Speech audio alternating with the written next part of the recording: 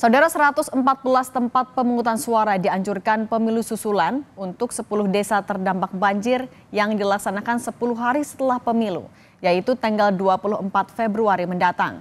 Di Indramayu diduga ada kecurangan. KPUD Indramayu juga merekomendasikan pemungutan suara ulang.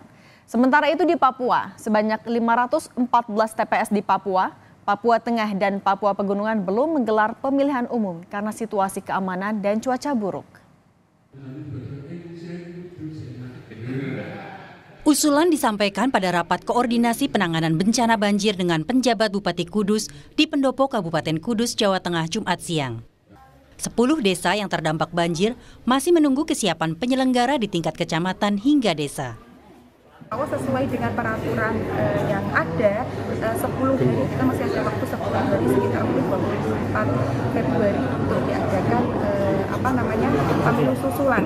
Dan dari KPU kemarin kami koordinasikan di tanggal 14 Februari dari KPPS yang tidak bekerja saat pemungutan suara mendata para pengungsi, sehingga jika saat nanti masih tergenang kita bisa alihkan di TPS yang aman dari banjir.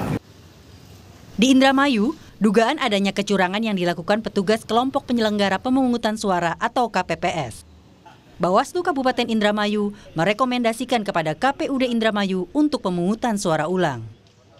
Itu kenapa kemudian kita rekomendasikan berdasarkan hasil rapat pleno di Bawaslu dan ada beberapa dasar yang kemudian memungkinkan untuk dilakukannya PSU di 3 kecamatan, Lelea, Anjatan, dan Bungas.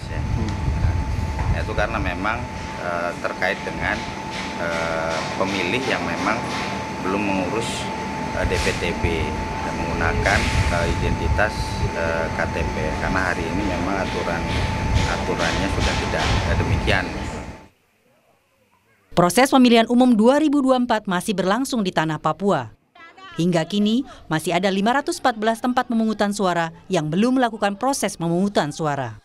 Kapolda Papua Irjen Matius Fakhiri menyebut sebagian besar penyebab tertundanya proses pemungutan suara karena pelaksanaan sistem noken. Sistem tersebut menimbulkan masalah karena terjadi bentrok antar pendukung calon anggota legislatif. Fakhiri menambahkan hal lain yang membuat proses pemungutan suara tertunda karena hambatan pendistribusian logistik pemilu yang terkendala faktor cuaca dan sulitnya medan yang harus dilalui.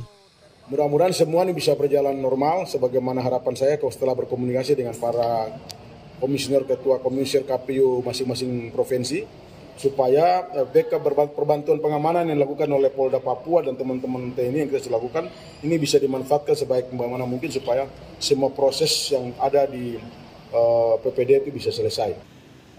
Sesuai dengan regulasi, pemungutan suara ulang dilaksanakan paling lambat dalam 10 hari atau tanggal 24 Februari 2024. Tim Liputan Kompas TV.